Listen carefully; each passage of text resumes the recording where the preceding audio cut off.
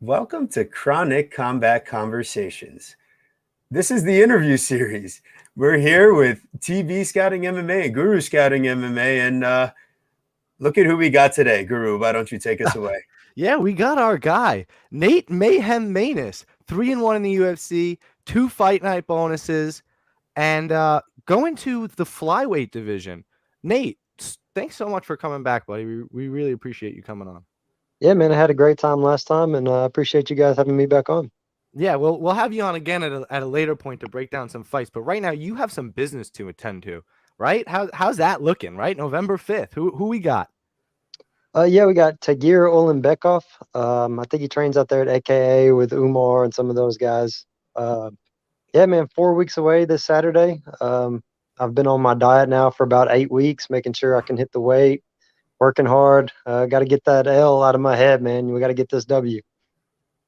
So, yeah, I mean, tasting the L probably not so good, and I'd imagine tasting what's on your diet lately not so good. What have you been eating lately?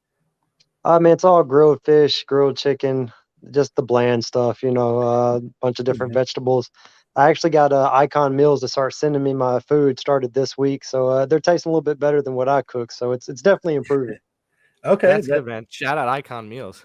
That's very cool. So what's the cut been like in that regard? Obviously the daily diet's been different, but have you had to change how you train to keep the weight off here? No, man, I've been doing the same cardio, same running. I'm always training twice a day. So really it's just falling off. It was just switching up my diet. And, the reason for making this cut is I've been walking around lighter anyway. So we're right on pace, man. We're going to make it for sure.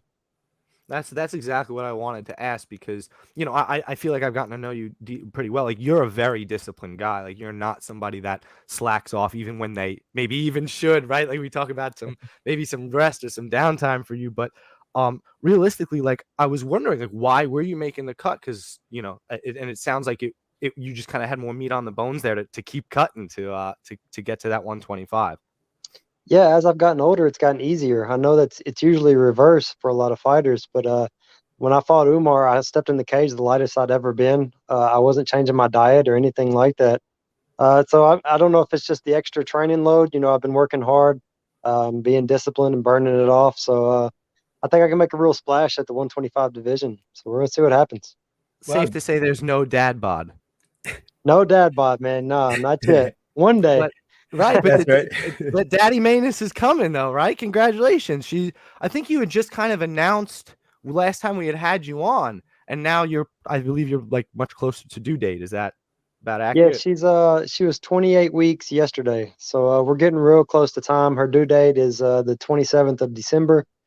I'll definitely take off a couple months, and work with the family and get the baby right. But I still don't see a dad bod coming for at least another 10 years. We're not there yet. There you go. No, definitely not. Yeah. What's life been like behind the scenes? I'm sure a little busier in that regard this camp. Any good dad stories here or anything you could tell us coming into this one? Man, I'll never book another fight when my wife is pregnant. She eats everything. She's got all the sweets, cake, cookies, and I'm over here, working on this new diet. It's just not working out for me, man. I get hungry too. As disciplined as I am, I'm hungry. What's her big crazy craving? Like, what's the thing? She's been eating a lot of cereal, which I'm not a big cereal fan, but when you've been on a diet for 8 weeks, even cereal looks amazing. Yeah. She loves like donuts and things like that. All the bad stuff that you crave, she's craving it.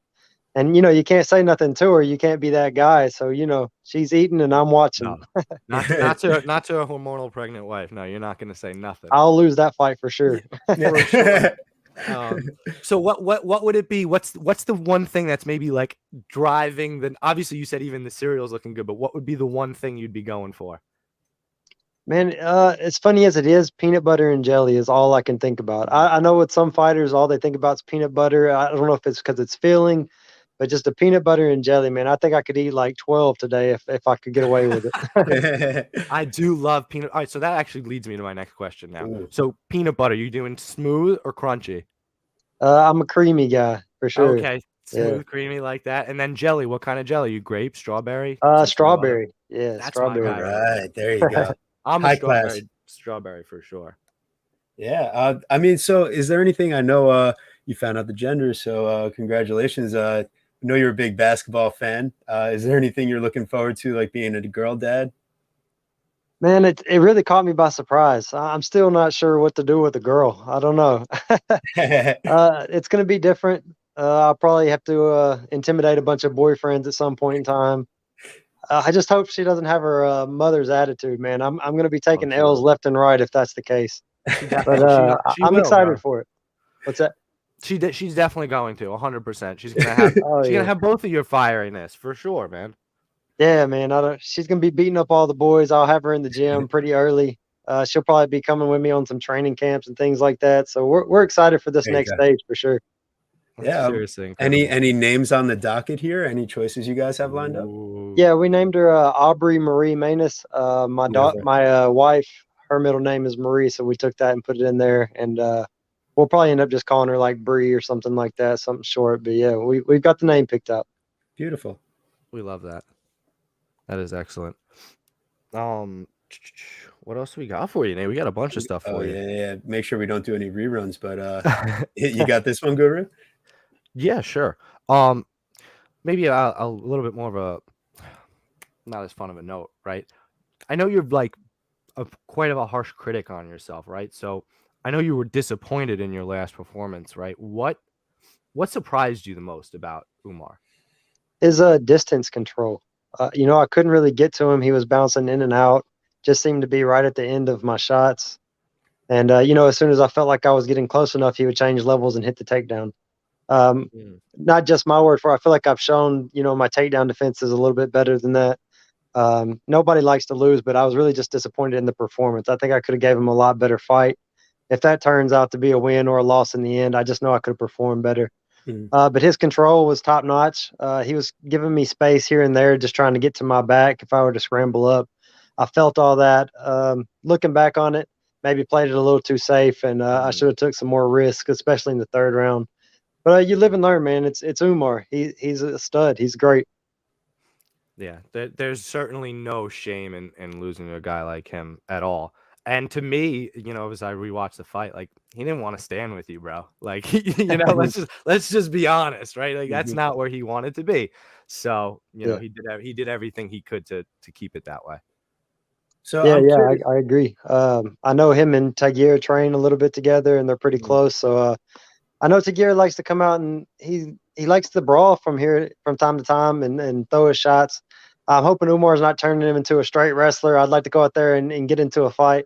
We're definitely working on the takedown defense to make that happen and getting in his face. Good. That's funny.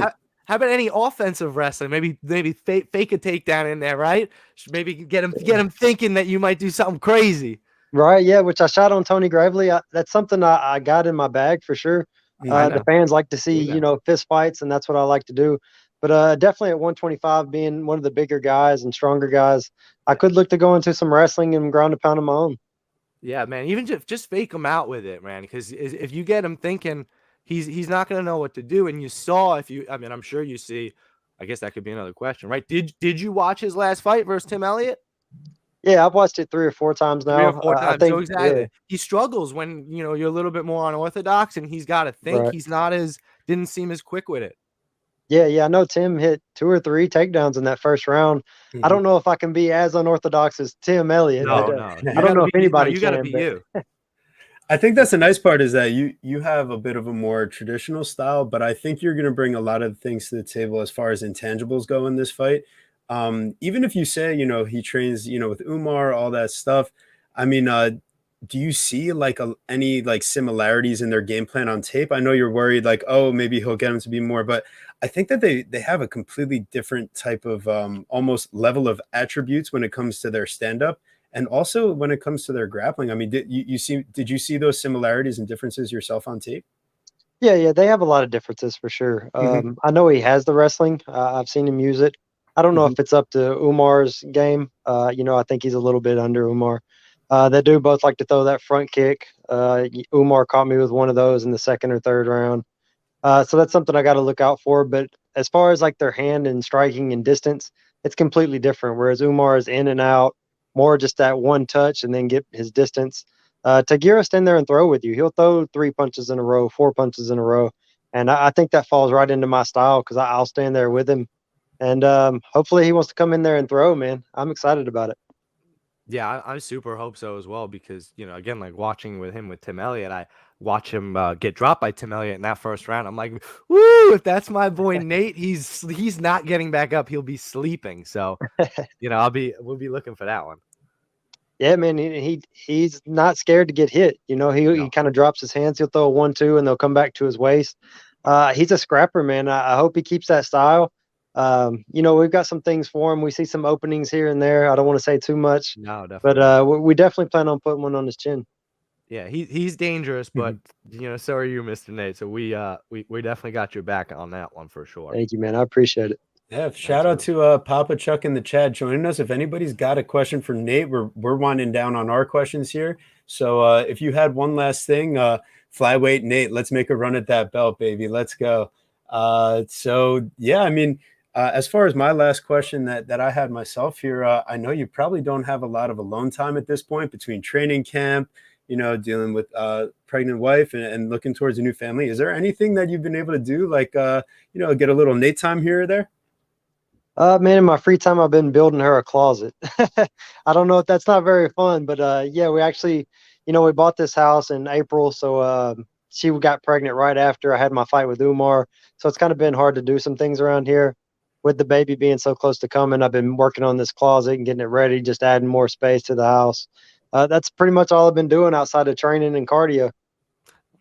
That's awesome. That literally tied me right into my last question, Nate, which was, I believe that you just bought a new house, right? So what work are you doing on the house? I assume that you were doing those things. You're telling me a closet. So when you get this second check, in next month, what are we going to be spending that check on? What project is next?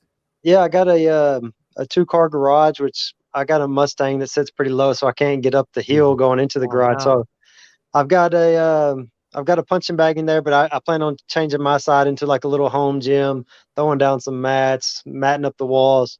That'll probably be something I do next with this bonus check I'm fixing to get. Hell yeah, man.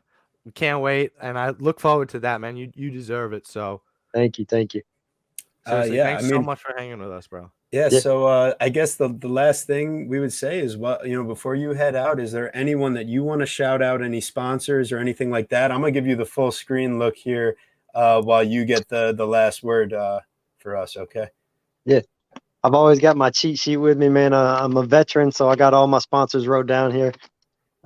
B&N Construction, Team Lynn, Expressway Ford, Baker Chiropractic, Lux Motors, Max Custom Completions, Stonebridge Sports Insurance, Strong Realty Team, Fisher Total Maintenance, All Custom Roofing, Merle Painting, Talkaholics, Darren Bronner, Chasers Bar and Grill, Southern Indiana Combat Production, Elite Flash Performance. I appreciate all you guys for helping me out, letting me do this full time. And I'll leave you with one thing. Tagir is number 15 right now. It's the end of the year. I plan on getting this win, a top 10 guy, a top 5 guy, fighting for that belt this time next year. You heard it first.